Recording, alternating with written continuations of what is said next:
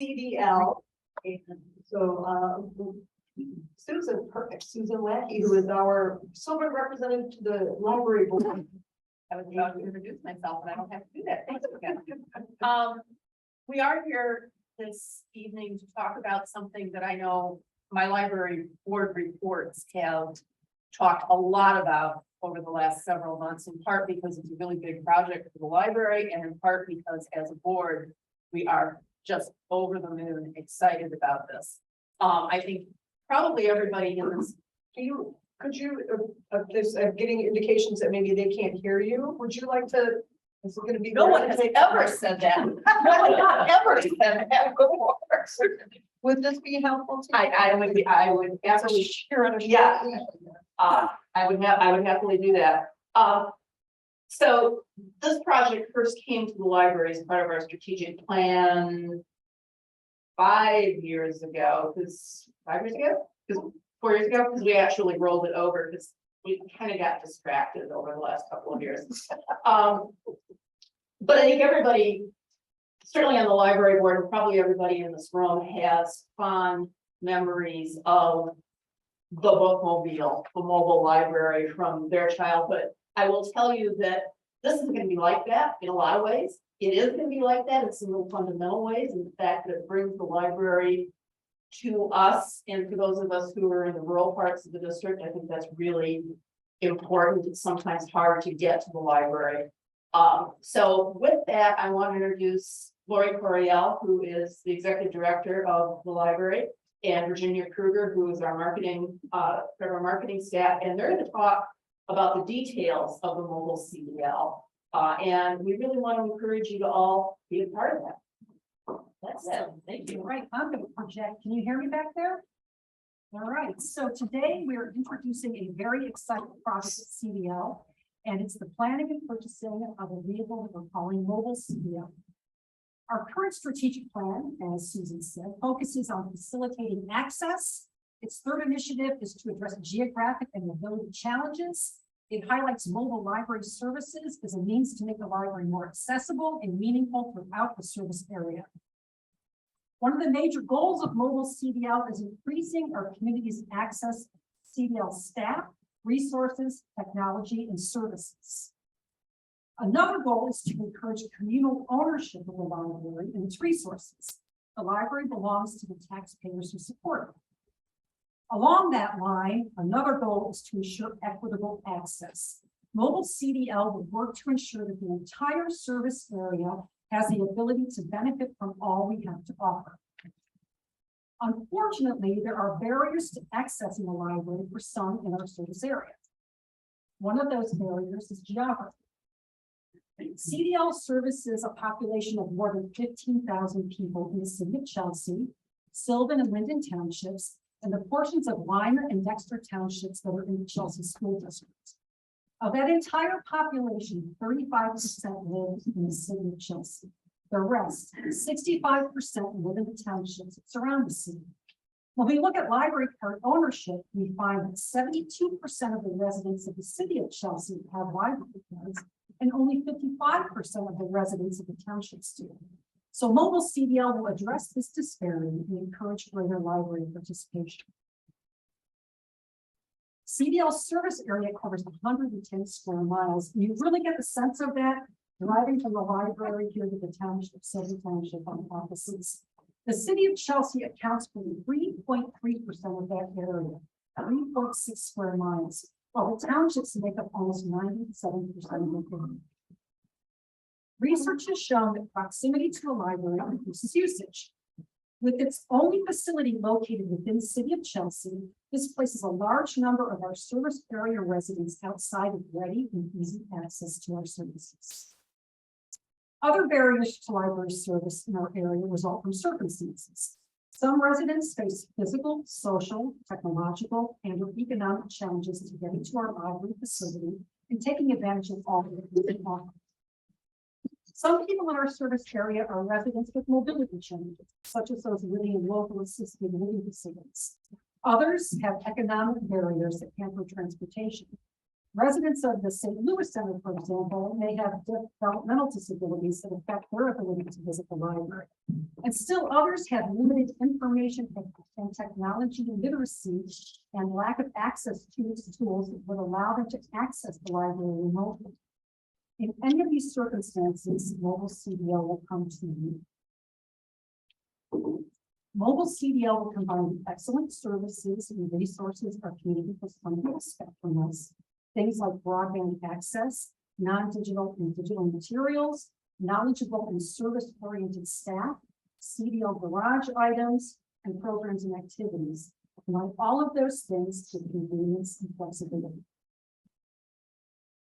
Our plan for mobile CDL provides other benefits as well. It will demonstrate our commitment to lessening the library's impact on the environment by replacing a diesel generator with a rechargeable battery pack to power the vehicle at its stops throughout the community. We'll also have solar panels for turbocharge it while it's at their stops. It will be ADA compliant with the wheelchair lift and other modifications for accessibility. It will emphasize the value of human connection by bringing people to people. These opportunities for personal engagement address the social and emotional challenges, isolation, and loneliness that some people in the community feel. Mobile CDL will be a platform for interpersonal connection. Additionally, mobile CDL will provide opportunities for us to partner with the Chelsea School District as a roaming resource for homework help, a place for enforcing early literacy skills, and for technology access. By serving as a roving internet hotspot and bringing the tools of technology and digital projects to you, and providing opportunities for training on these tools and products, we believe it will assist in bridging the digital divide. Through mobile CDL, we are working to replicate many of the same experiences you get with the World facility. Mobile CDL will provide access to CDL's physical and digital collections. It will provide one-on-one personal service. It will bring office and technology services like Wi-Fi, copying, scanning, and faxing to your neighborhood. Folding mobile CDL into our library operations will foster positive attitudes about CDL in public libraries in general and increase our library's visibility and usage in the community. We plan to participate in parades and other community celebrations. And we will bring mobile CDL anywhere families congregate, like local soccer fields and football games. And you'll see mobile CDL on the streets of local neighborhoods in our community. We'll bring the library to where you live, work, and play. So what are the next steps? How do we make this happen? We started with a commitment from our board of trustees to acquire mobile CDL. And we have awarded a contract for the vehicle to a provider. We have secured 2 grants to help fund the project, one from T-Mobile for $47,400, and the other from the Chelsea Community Foundation for $25,000. The Chelsea Rotary Club and the local pediatrics office each pledged $5,000 to support the project. And we have started fundraising. Since we started fundraising in the summer, we have raised almost $17,000 in individual donations, and our Friends Group is committed to more than $8,000 in donations. We are so grateful to everyone who is helping to make this vision a reality. If all goes according to plan, fingers crossed, you will see mobile CDL on the streets of your neighborhood next summer. You can still make donations online, but more importantly, what we need from you is your input on where mobile CDL will go in your community and the services that it will provide. So there's a little, on the table over here, there's a little square card that has a QR code that you see up here. And if you just take your phone and you take a picture of that, it will take you directly to a survey where we're collecting responses. And you can also go to mobilecdl.org, and there's a link to that survey too. It's we have ideas what it should go and what it should do, but your input is so much more valuable than what I could discuss from receiving the library downtown. So we're hoping that you're on board with this, and we think it's a really exciting opportunity for everyone. So don't know if you have any questions. Do you have anything to add? No.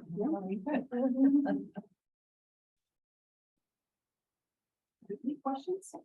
No questions from the public, from the board? It is really exciting.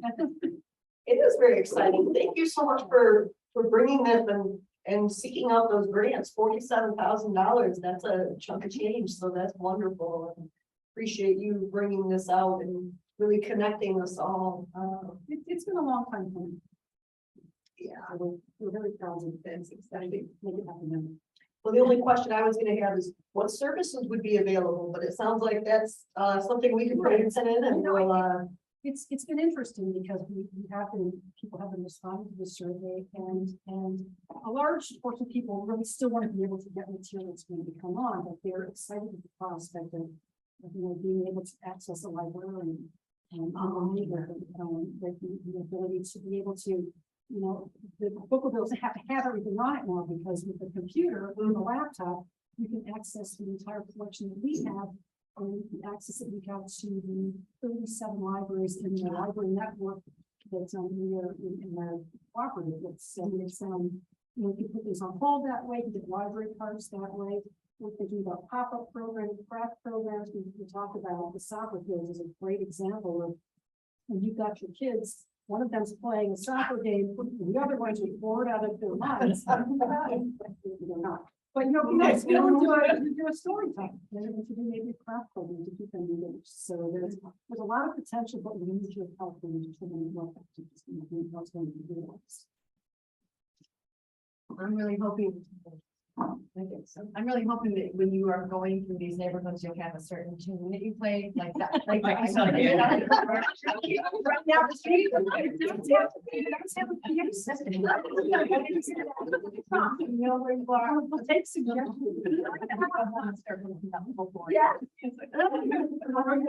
gotta say, let's start it.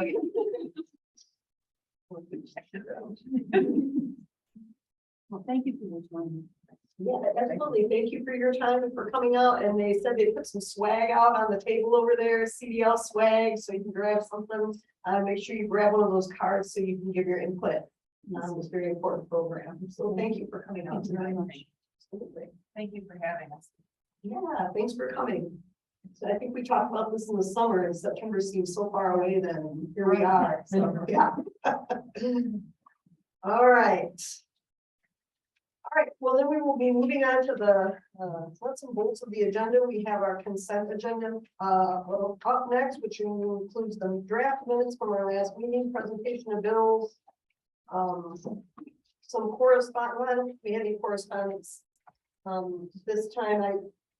We got this certified letter from the Office of the Water Resources, the County Office of Water Resources, and they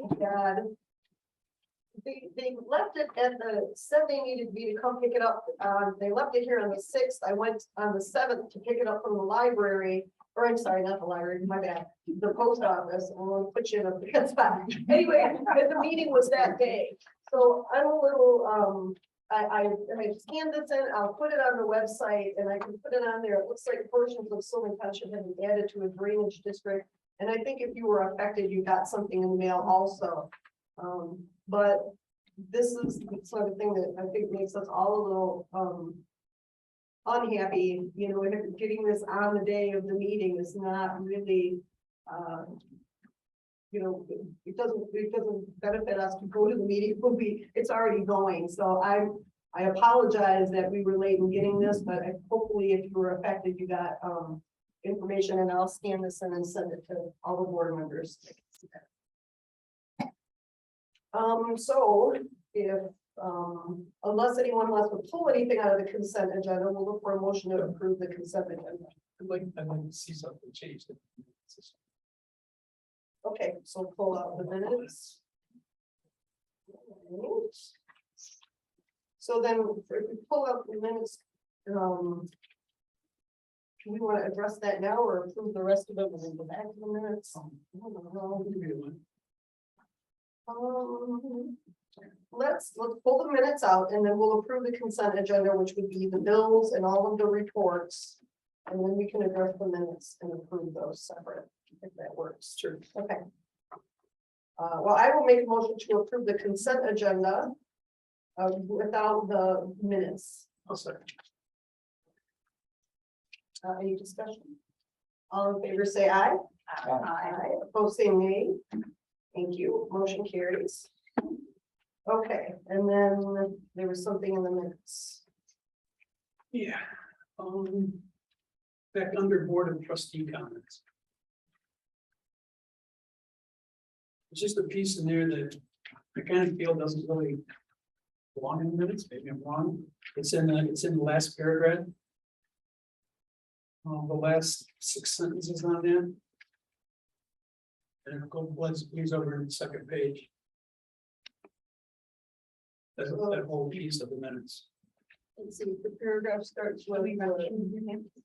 It's the very last paragraph, bottom page. Under board of trustee Well, he's comments. Oh, prior, okay. Yep. Right. Sean. Yeah, I'm just picturing this over. Okay, So.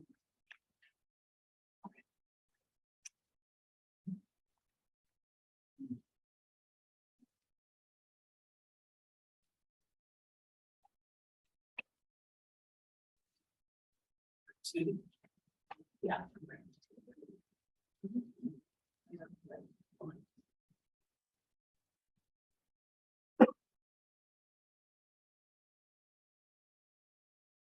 All right, so are you, you're feeling like that should be struck from the minutes? I just think it's kind of inappropriate.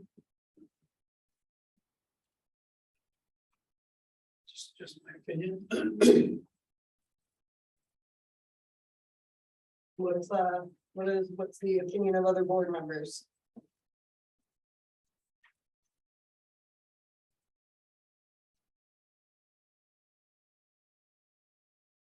Well, I think it's probably something that should have been said, not here. Hmm, But, you know, since it was said, maybe it's supposed to stay in the minutes, I don't know. Say that one time. Say that one more time for me. Give me a second. I think that it was something that probably should not have been said at the meeting. But since it was said, then it probably should stay in the minutes.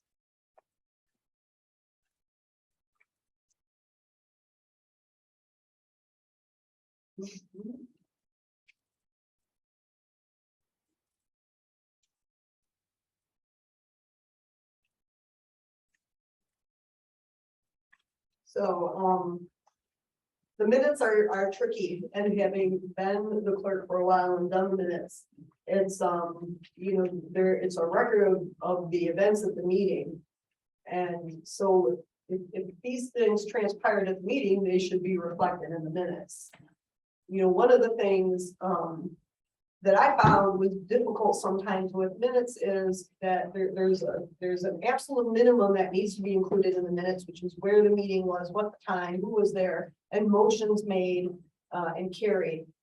That's what's required. Is it beneficial to have a lot more in the minutes? Yeah, it is. It's beneficial, but it's also difficult to capture 100% of what's said.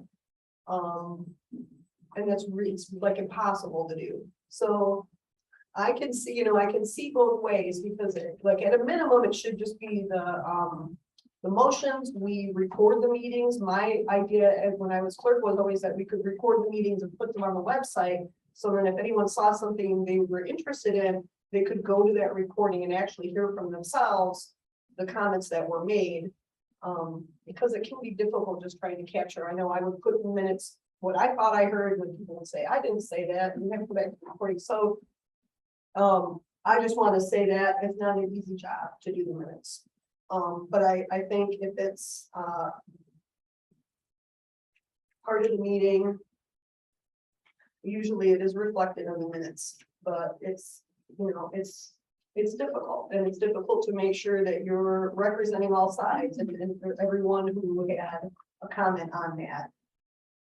It was the first sentence that got me going. What specifically, rather than the It's under board of trustee comments.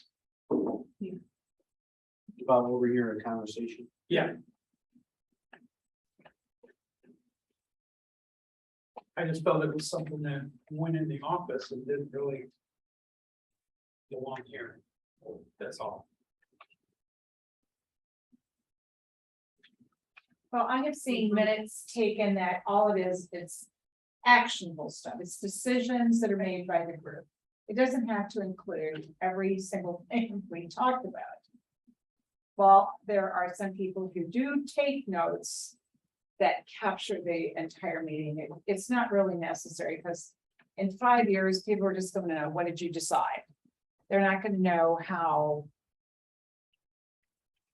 I might have felt about the library's talk to that. It's irrelevant, you know, to the business of the township. I'd say it probably does. It doesn't need to be there because it wasn't. Because it wasn't, because it was what Rod just said, it was based on overhearing a conversation, so that doesn't have anything to do with the business of the board.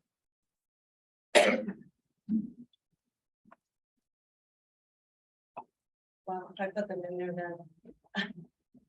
I wrote them in there, I couldn't, we felt they needed to be in there. I think Sandy started, if it was said during the meeting, then you're keeping the notes. Have the right to Okay. put it in. Oh, yeah. Yeah. Well, and this is where it becomes dangerous because you either everything everybody said or somebody, you can't really cherry pick. And I'm not saying this happened, but I'm just saying in general, when we try to capture, when we talk for a half an hour and we're trying to synopsize it for the minutes, that's difficult because you're always going to be excluding someone or someone isn't going to be, and they said at a public meeting just as the other person did. So it all should be, it feels like it's either all in the minutes or it's not in the minutes, but to be consistent is nice. You know, I really like the idea of having the actionable items in the minutes and then the recordings available for people who would want to go and listen to that. But I mean, as far as what we're dealing with right now, we don't have a policy on minutes. It would be much It easier. would be, It would be much easier. it would be much easier for you. And that's where I came to the point, because we really could spend a lot of time trying to make sure that everyone's included and everyone's heard. And really, at the end of the day, the required information are the motions, the actionable items, who is there. So boy, I gotta look at both sides, I can really see. For our purposes tonight, since we don't have any other, you know, way to go from this.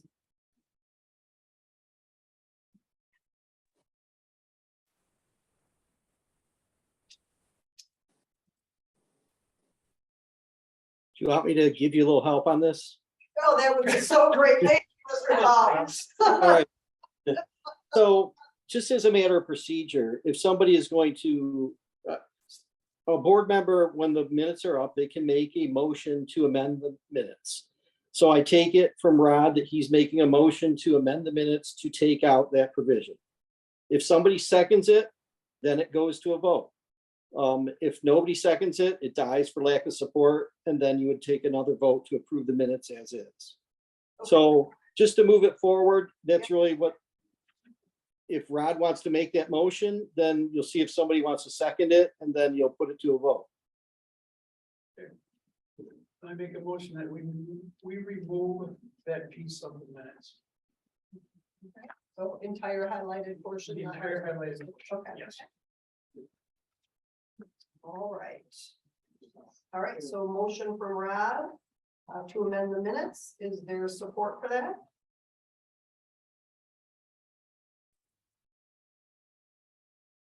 Okay, I guess that's that. Thank you, Rob. That helped move that Yep. along. And I wonder if this is something we should talk about in the future, but certainly not.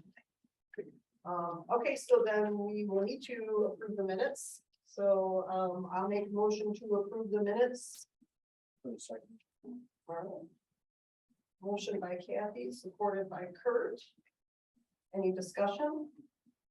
And all in favor say aye. Aye. Aye. Opposed say nay. Nay. All right. Motion carries.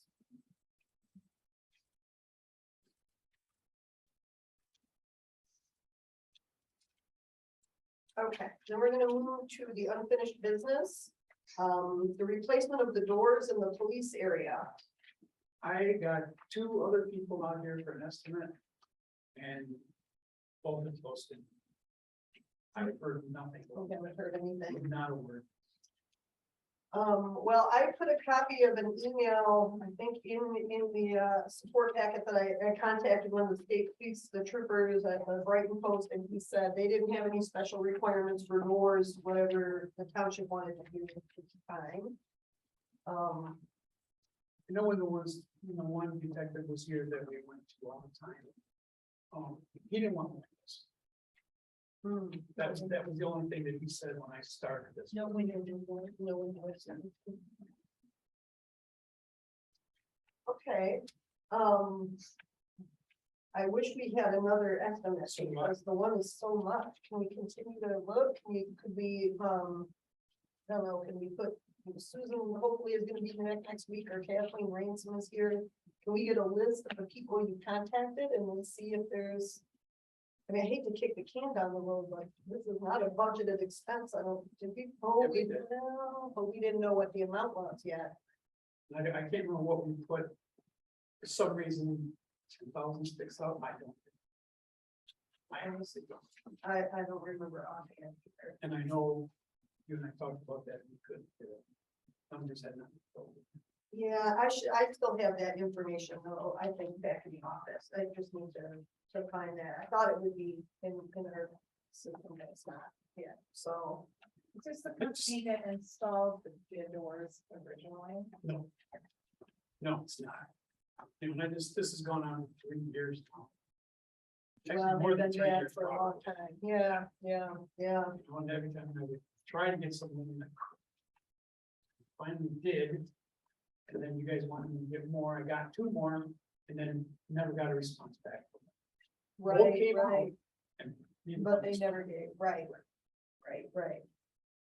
I And just feel another like one there's is- gotta be more door companies out there, or just to have one quote that when it's 70, over 7,000. It's just like, Yeah, it's, I mean, I know the doors aren't cheap, but that's, I would really feel better if we had another quote from somebody.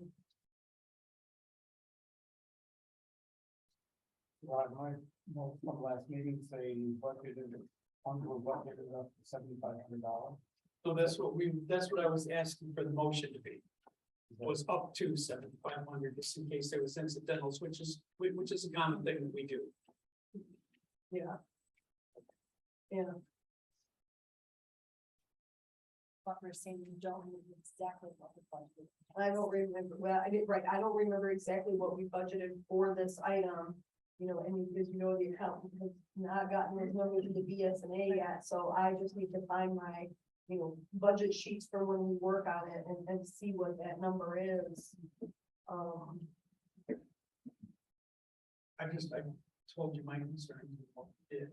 Yeah, no, So- I know, and it's been like that, like you mean for a long time, Right. so, it's, yeah. Yeah,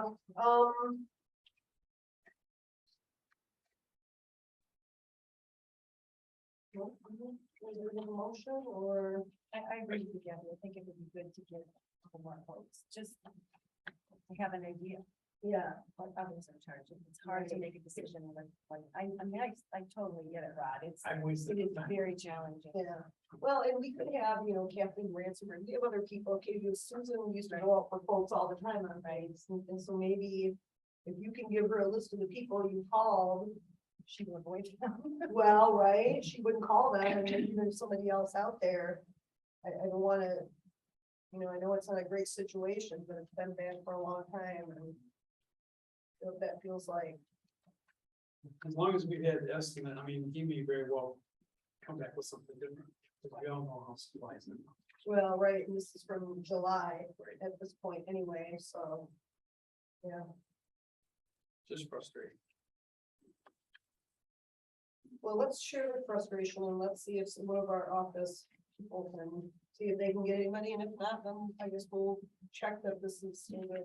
So, So. well, there you go, that's what we're here for. Okay, I would like to make a motion to table this for more, see if we can get a couple more quotes for the door.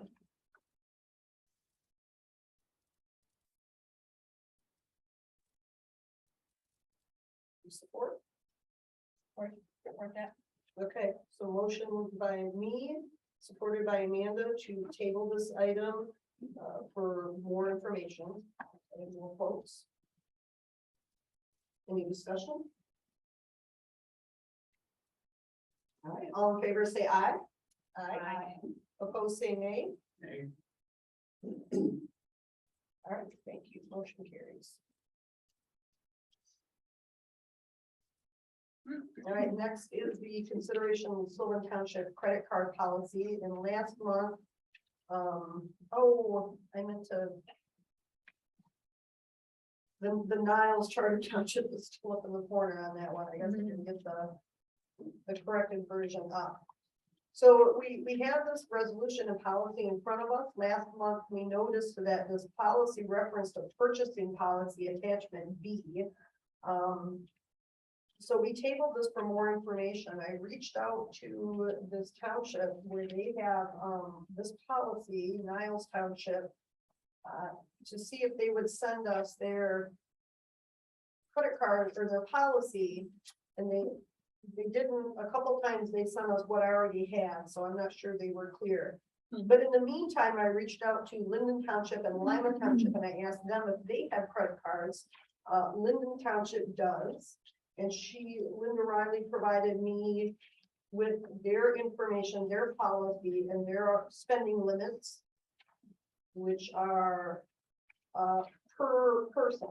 And she pointed out, these are old, this was from 2003.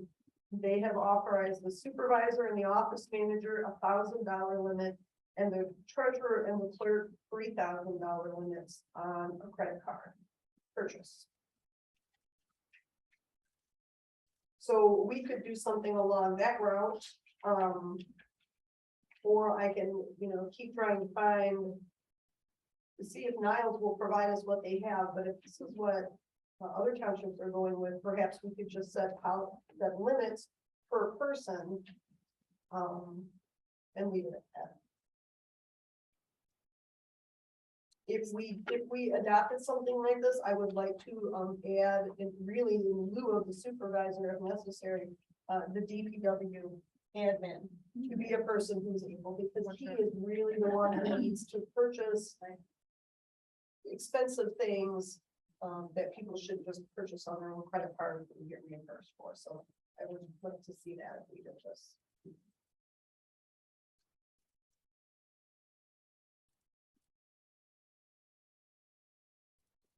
So if somebody wants to or needs to purchase something that is over their prescribed purchasing limit, then who decides it's okay?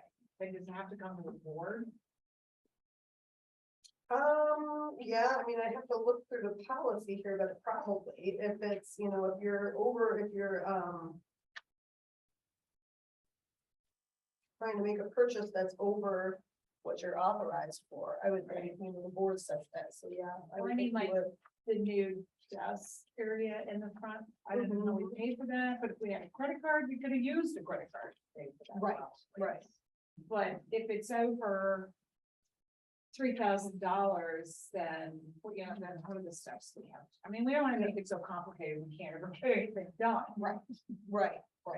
And I'm thinking of these, credit card purchases, I think are typically things like something like that we can get invoiced for, that's different. When we're going to training or conferences or, for Bob Scull, our DPW director, he needed a part that was available on Amazon for the best price, but it was still, a couple $1,000s, and it was more than he could do on his own and then get reimbursed. And we wouldn't want to ask someone to do that. So I think as long as we set the limits high enough, it wouldn't be for, we would only be using it in certain circumstances. Right, so if this policy is from 2003, I know. $1,000 is gonna get eaten up really quickly. So Yes. we need to adjust Yes, the amounts that the users can charge. Yeah, I agree. Those are pretty low. Well, you can look at, I mean, that's easy to do. I mean, whoever it is that orders like office supplies, I mean, that's a number that you can find out and then kind of use that to determine what. And then how long, $1,000 a time or $1,000 over quarterly or Mhm. I just made it more complicated. Just trying. Well, but the devil's in the details in a lot of these. Yes. So that's, glad that you're thinking about this in this way. I mean, I think these numbers are really low, Mhm. you know, right now, yeah. So, and of course, we would have to see what, you know, if we establish this, then we would seek a credit card. And I'm sure that card would have limits as well. So if we, you know, got a card from Chelsea State Bank, they're not just gonna say the sky's the limit, whatever, you know, I would imagine like a lot of credit cards would have a $10,000 limit or whatever it is. So, you know, whether someone was charging something that they needed to have this month and then again next month, as long as it's, you know, for the township and something we would be ordering anyway. I think a dollar amount for the individual would make sense, but I agree these numbers are low. Like 3 and 5, not 1 and 3. Yeah, and then, yeah. And then maybe a little higher for W. Definitely higher. Yeah, Probably. Orders some expensive things. yes. Very. Okay, well,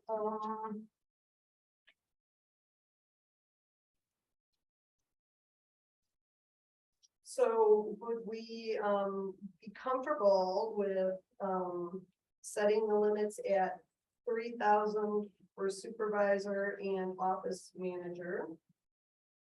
Which we don't really have someone with that title, but we can. And then, 5,000 for the clerk and treasurer, and 8,000 for DPW.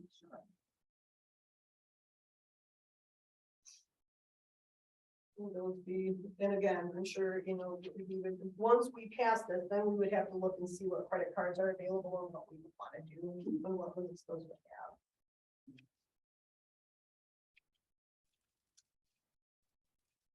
All right, well, I would be willing to make a motion to, adopt the Sylvan Township credit card use policy with, attachment B reflecting limits of the supervisor and the office manager at $3,000, treasurer and clerk at $5,000, and DPW at $8,000. And there's also a resolution. Should I do those separate? Policy, I'll make the motion on the policy and then is that a card before the horse? Complaint is that for each charge or for quarterly or? Well, I think it would be for each charge. I'm thinking. And again, you know, we're gonna get a card and it's gonna have a limit on it, I'm sure, so it would be. No, that's, I appreciate it, and we wanna make sure it's correct in the minutes, so when we hear things that aren't clear, that's fine. Hey, Mr. Fall. Yeah, I would just say, and it should be understood that although you're authorizing expenditure, it has to be within budget. So officials aren't allowed to expend beyond their budget. So if that were an issue, you'd have to come and amend your budget first, then expend the funds. So there are limits. It's not just a blank check. It's expenditures within budget. It's just allowing you to use a credit card to make those expenditures. Yes, thank you. And then is it appropriate to do the policy and the resolution separately, or is it just all one matter? And You can do it all as one. okay. All right. So I will amend my motion to approve the credit card policy resolution 2209 and the Sylvan Township credit card use policy with spending limits for clerk and, yeah, treasurer and 5,000, supervisor office manager at 3, DPW at 8. So. Are you looking for support for those? Thank you. I'm getting lost. All right, so motion by me, support by Sandy. Any other discussion? Okay, all in favor, say aye. Aye. Opposed, say nay. All right, thank you. Motion carries. All right, now we're on to new business. The first is our Viasat agreement to remove wireless communication facilities and bond approval. Tax parcel F0629-100-016. So. This, I know Carol's, I think, oh, she was attending by Zoom. She, had some problems, but Carol, brought this forward. This is, an action by the planning commission, property, let's see. 16709 Old US 12, subject to township board approval for a bond for removal of a satellite dish. The address is the location of the satellite assigned by consumers. The property owners are Edson and Beretta Whitaker. The planning commission meeting recommended approval of the combined preliminary and site plan and special use for satellite dish. So now the township, has an agreement to remove the wireless facilities and a bond in the amount of $20,000. My understanding is just in case they put the satellite dish and then years go by and they abandon it and it needs to be taken down, the township has this $20,000 that we could use to remove the dish and take care of its disposal. I think we have Carol's note here, the agreement, prepared by, Mr. Thal, thank you. Legal descriptions of attachments and maps, and then the decommissioning bond is also in your packet.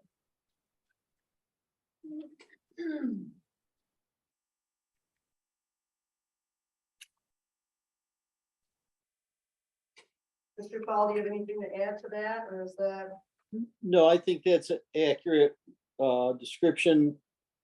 It's for the township's benefit to have this type of agreement and a bond in place. It just gives you that added protection that should they go belly up or, finish using the satellite and not remove it, that we have the ability to collect against the bond and use those funds to remove it.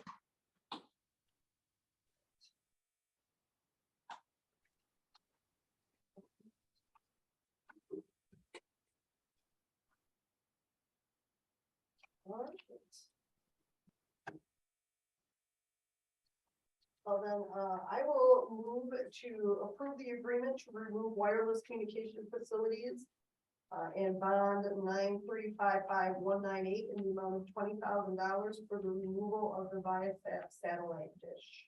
I'll second. Motion by Kathy, supported by Rod. Any discussion? All right, all in favor, say aye. Aye. Opposed, say nay. Motion carries. Okay. Now we come to the Pierce Road, 55-acre rezoning request. And there's a lot of papers here. A lot of things that hopefully we have all looked at, and included in here are all of the letters that planning commission received. And then some big maps here as well.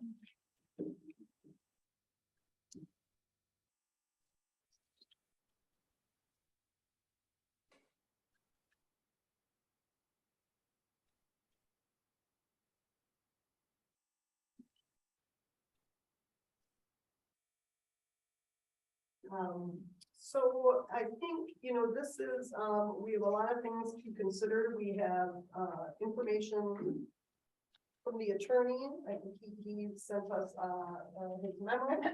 And if anybody would want to discuss anything in that memo or, discuss this, now would be a time to make a motion to go into closed session. I move that we go into closed session with our attorney. I'll second. And Mr. Dahl. Okay, so you have to, at the very end of my memo, there's a motion that you can read. Oh, that's fine. So the his memo, well, his memo to us will not be in your board packet. Oh, Sandy's got it. I got it. Perfect, thank you. I move that, the township board convene in a closed session under section 8(1)(h) of the Open Meetings Act to consider material exempt from disclosure by state statute. Section 13(1)(g) of the Freedom of Information Act, being a letter from its attorney dated September 8th, 2022. For the reason that the letter is exempt from the disclosure under state law due to attorney-client privilege. I'll second. Thank you, Sandy. And then it's a roll call vote. Okay, thank you, Mr. Dahl. Okay, so, motion by Sandy to go into closed session, supported by Rod. Any discussion? Roll call vote, Sandy? Yes. Thank you, Rod? Yes. Kathy, yes. Amanda? Yes. Kurt? Yes. Thank you. Okay, motion carries. We are going to adjourn ourselves and go back to one of the offices where we can have the door closed, and so you're welcome to stay here, and we will be in closed session, and then when we come out of closed session is when we would take any action on this matter. We don't take action in closed session, so we'll be back when we're done with that.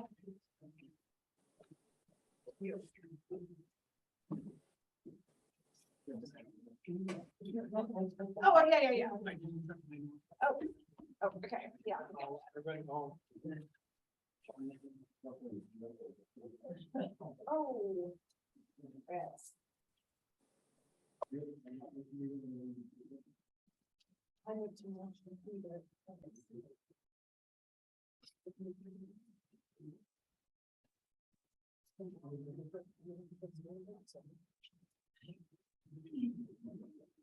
Okay, thank you. Wow, well, you're all still here. That's wonderful.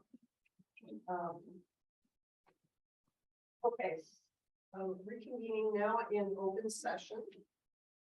So we have had an opportunity to talk to our attorney and look at all of the paperwork, all of the records of the planning commission, motions and minutes, and documents provided.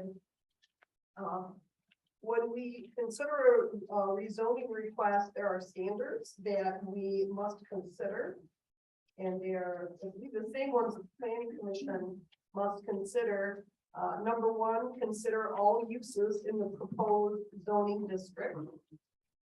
2, consider compliance with the master plan and what the master plan says. 3, consistency with zoning in the general area. 4, consistency and compatibility for general land use patterns in the area. So whether it's compatible and consistent with existing development. 5, suitability of proposed uses in the zoning district. 6, adequacy of public services. 7, traffic. 8, reasonable use under the current zoning district. 9, identifiable public need. 10, diminution in value, regarding whether the rezoning would affect the properties that surround it. 11, citizen opposition. And number 12 is the planning commission recommendation. So all of these things are things that the board has thought about and discussed and reviewed the documents that have been provided to us on this matter. So, having had our meeting with the attorney, do we have a motion? I would like to make a motion, but I would like to have some thoughts, and I'd like to hand out what I have prepared so that everyone can follow along.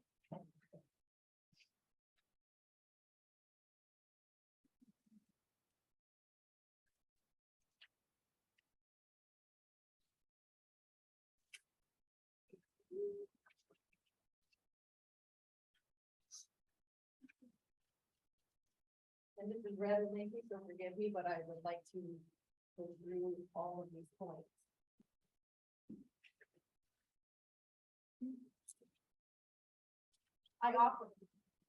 I'm sorry, I want to make a quick note, and I promised Carol that I would. There was an error in her report to the board originally that said the planning commission unanimously denied the request, but she has given everybody a corrected version. I believe she sent it to everybody today, so I just wanted to acknowledge that. I promised Carol I would, because she's really detail oriented, and I'm sure it bothered her that it was out there. So as long as everyone has that correct report, I apologize. Go ahead. Thank you.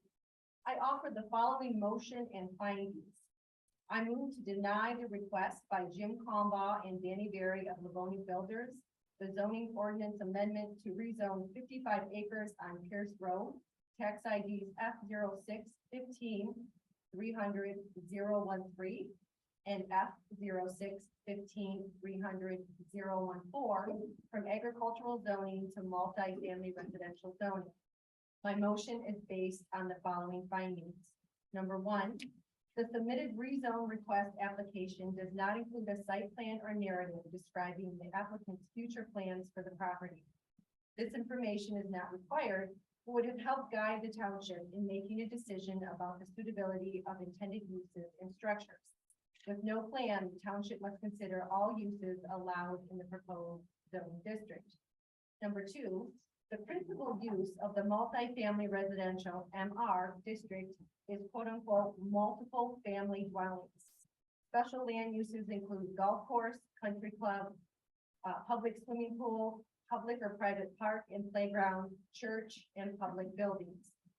Public and private nursery, primary and secondary school, business school, college and university, medical or dental clinic, funeral establishment, hospital, nursing home, or sanitarium, public utility structure, and home occupation.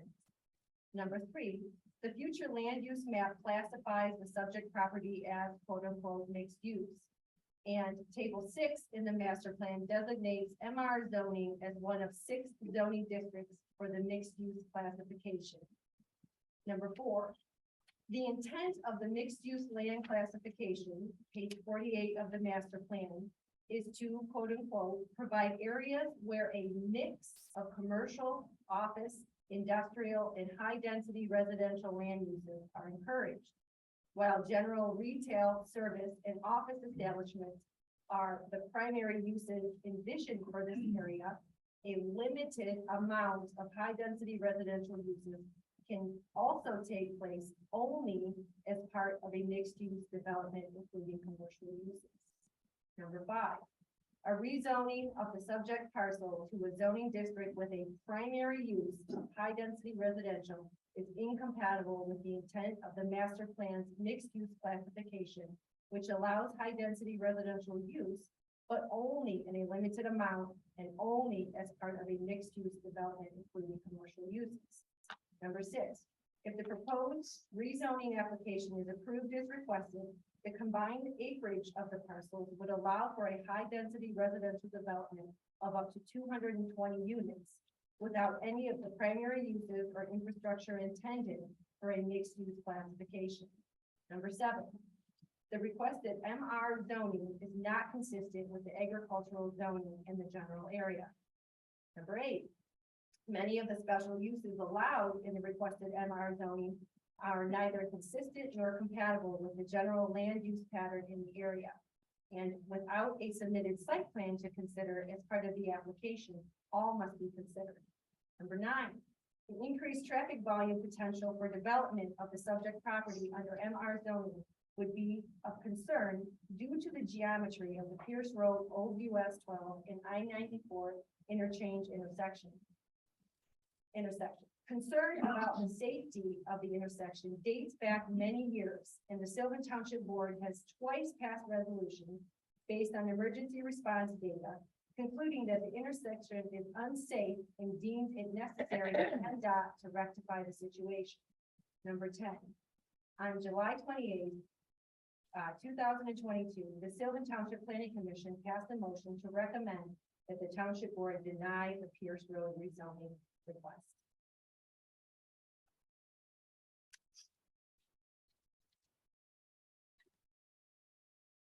All right. Thank you, Amanda. So, we have a motion. Then from Amanda to deny the rezoning request.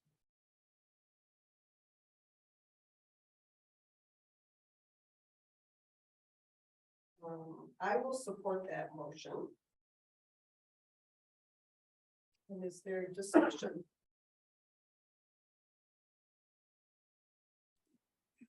Any discussion for the board members before we take a vote?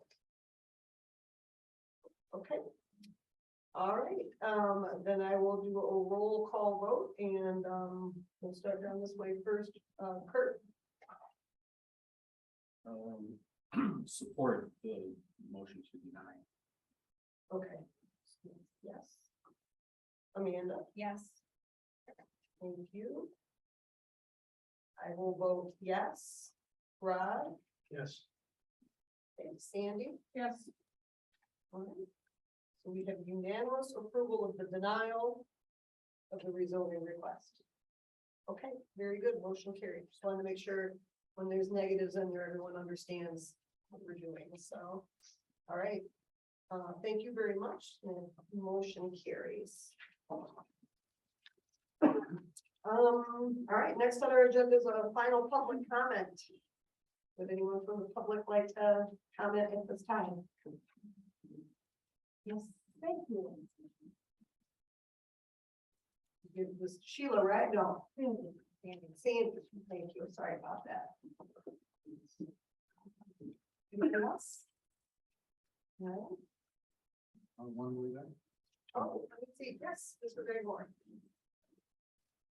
I'd like to go back and hope that we can all be put together. Thank you. All right, yes, Patrick. Yeah, I thinking about this being the third rezoning application for phase one of Charlton. The issue's not going away, right? Even if Danny lets it go, chances are somebody else is gonna try to buy the property and get it rezoned for something, you know, that. So, I don't know what to do about that. Township probably could be a little bit more proactive than it is somewhat. Or the residents. Finding some kind of use that would be acceptable. Before we get into more fight. I know I talked to some of the residents one time. We had some ideas, but it's hard to find somebody to implement it. There was something proposed several years ago, it could be a solar farm. Not everybody's favorite, but if the township has been proactive and had an ordinance permitting such a thing, it might have happened, and we might not be here. There are probably about 10 different ordinances on the past, but that's one thing to think about. You might get a solar farm.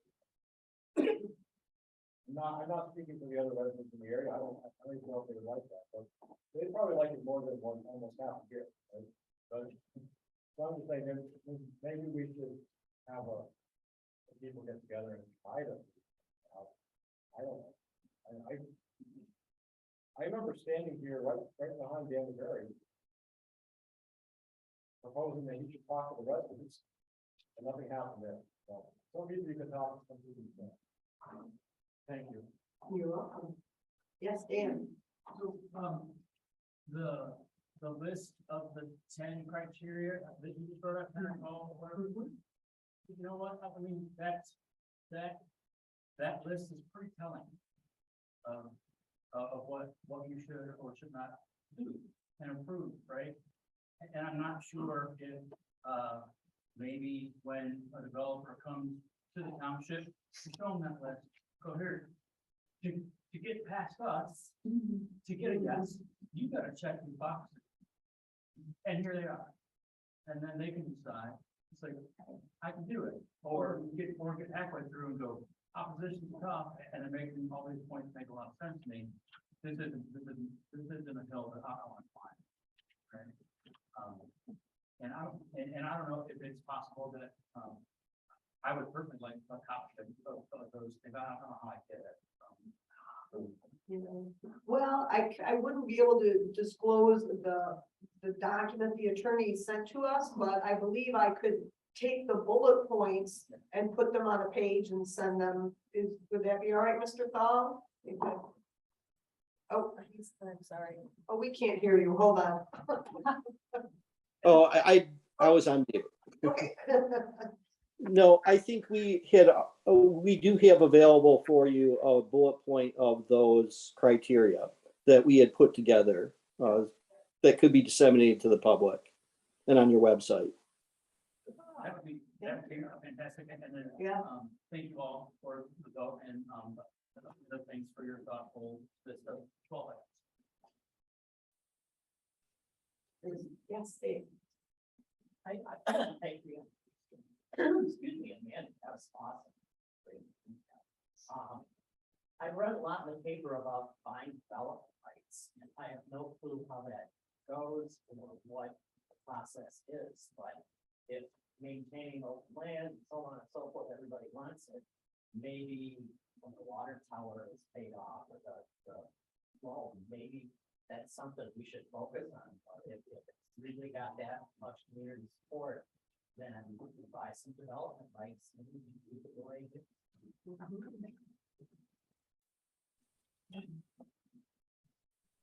Any other public comments?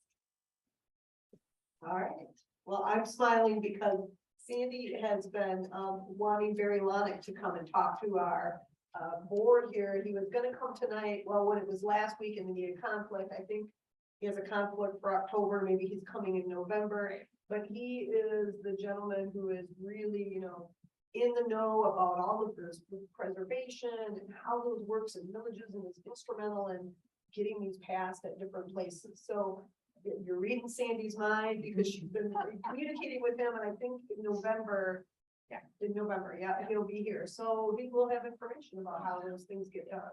So, And I will just offer as well that I have reached out to some different municipalities that have land preservation groups that are sanctioned by the board.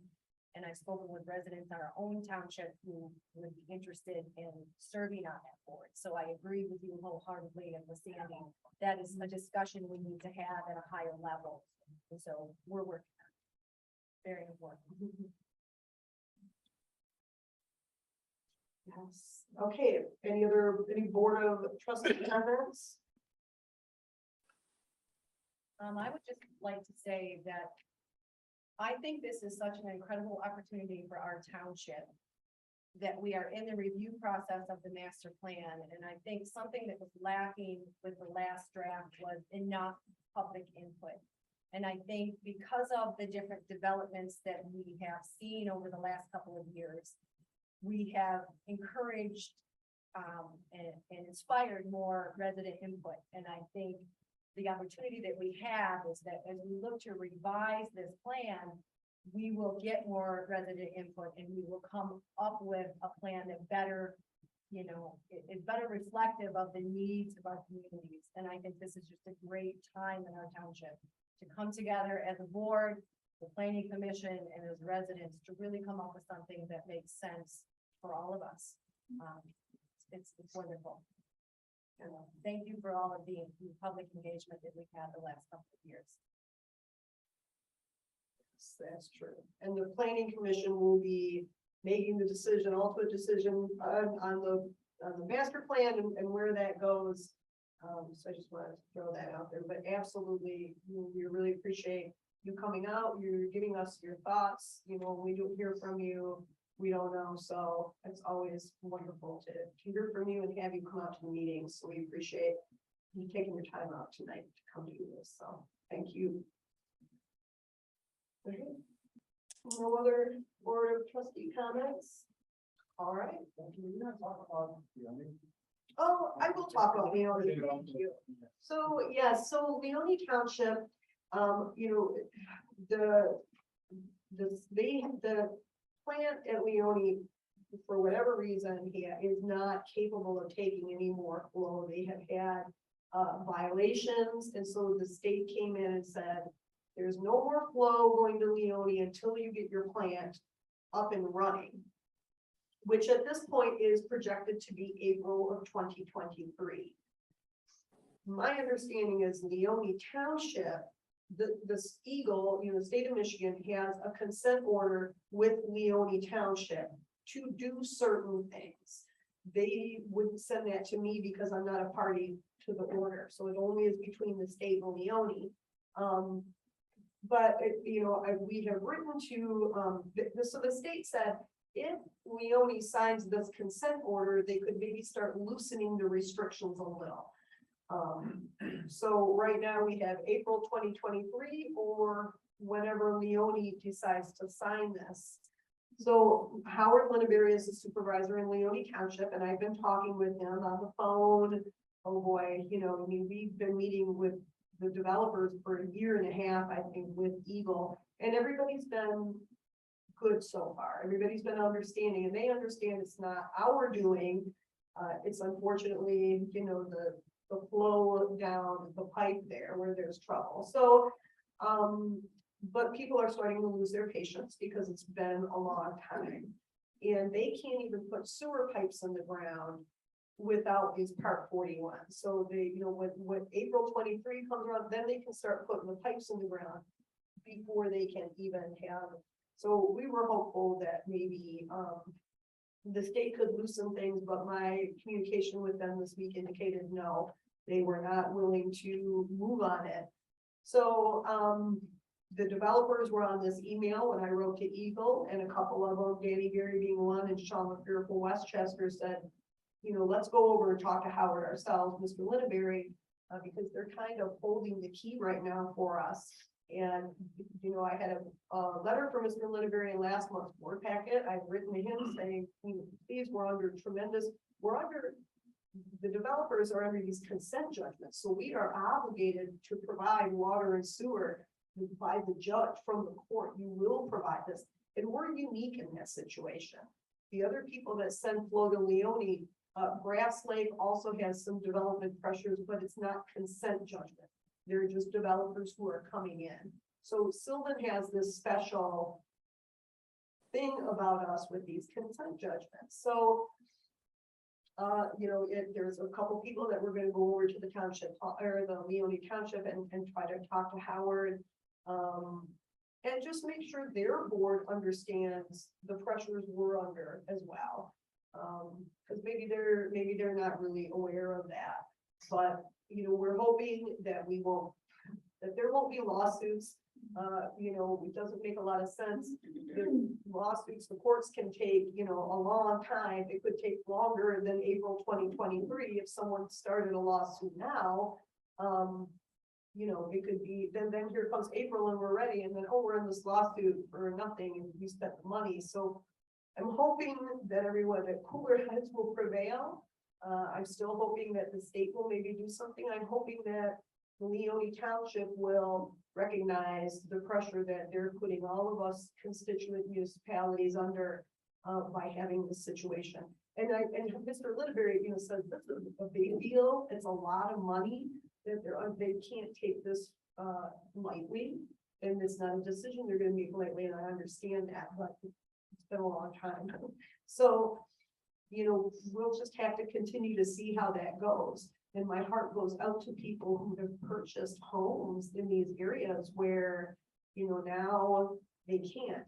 And when people are issued, when people put in a request for a Part 41 and they get it back, a lot of times it'll say, well, it's approved, but you can't send flow until this or that. So there's some situations where I'm not sure developers are entirely reading their Part 41 before they just get it and say, oh, we're good to go, but not realize there's caveats to that. So, that's unfortunate too. And we don't put those in, they put those in. So, it's a tough situation for Silver Township to be in, and we're really just trying to be a bridge, between the state and the developers and Leone, and try to facilitate communication, because I think that's the only way this is gonna, come about. So, but I'm a pretty friendly person, and the developers are in a different spot. So I'm sure they're over at the Leone Township meeting presenting this in a different manner than I am, so I'm not entirely mad about that, we'll see where that goes. That's where you have a permission from the state to connect to the sewer system, and you have that, so it's a Part 41 permit.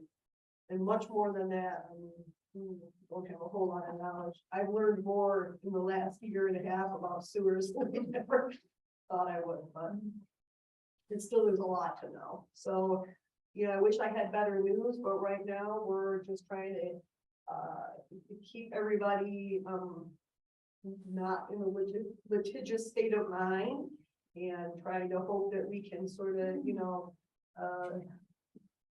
massage it and make it better. The other thing I did tell the state when they said no, I said, well, perhaps it's time to talk to our state and local, state and representatives and senators.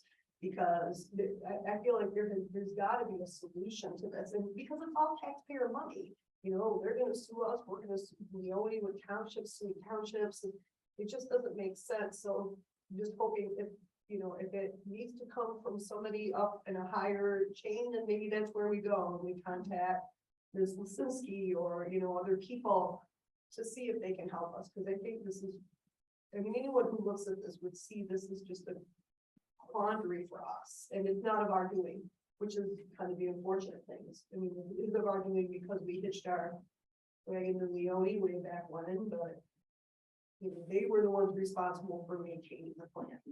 And so that's my Leone news. What it is. There are a lot of customers already on this. Well, they're not allowing any more flow. They said that there's no additional flow. More, like, Well, yeah. You should have been over in Leone tonight. So, all right, I hope that made it clear. If anybody has more questions, my business card is there. I'm happy to answer questions or emails or anything, if you have questions about that, so. I'll move to adjourn. Thank you. All right, all in favor? Aye. All right. Thank you. Motion carries. Good night.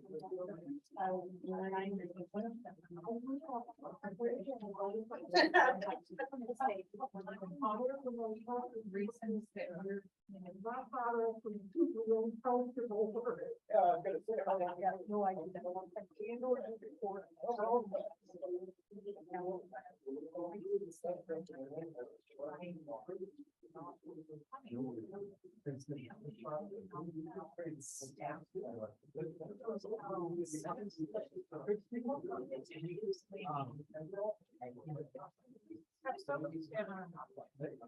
I mean, everybody jobs 130 things. I should really need that. Somebody who comes. I don't know where they go. I mean, I know who she was. Yeah, I agree.